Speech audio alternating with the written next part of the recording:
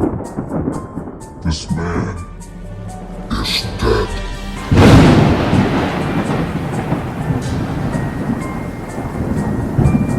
Before being dead, he did some amazing stuff.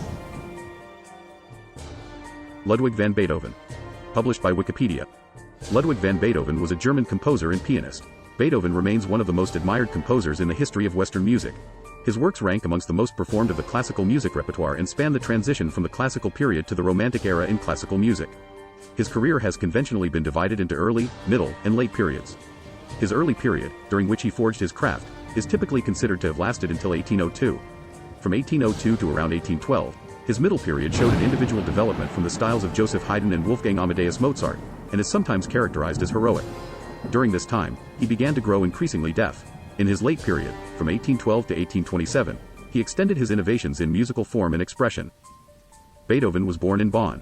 His musical talent was obvious at an early age. He was initially harshly and intensively taught by his father Johann van Beethoven. Beethoven was later taught by the composer and conductor Christian Gottlieb Neef, under whose tutelage he published his first work, a set of keyboard variations, in 1783. He found relief from a dysfunctional home life with the family of Helena von Breuning, whose children he loved, befriended, and taught piano.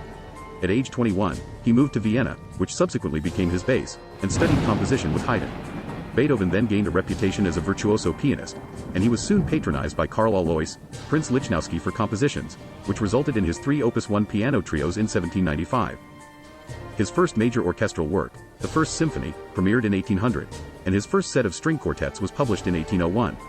Despite his hearing deteriorating during this period, he continued to conduct, premiering his Third and Fifth Symphonies in 1804 and 1808, respectively.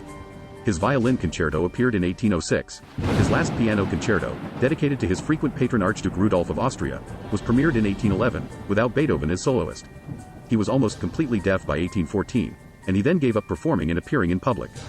He described his problems with health and his unfulfilled personal life in 2 letters, his Heiligenstadt Testament to his brothers and his unsent love letter to an unknown, immortal beloved.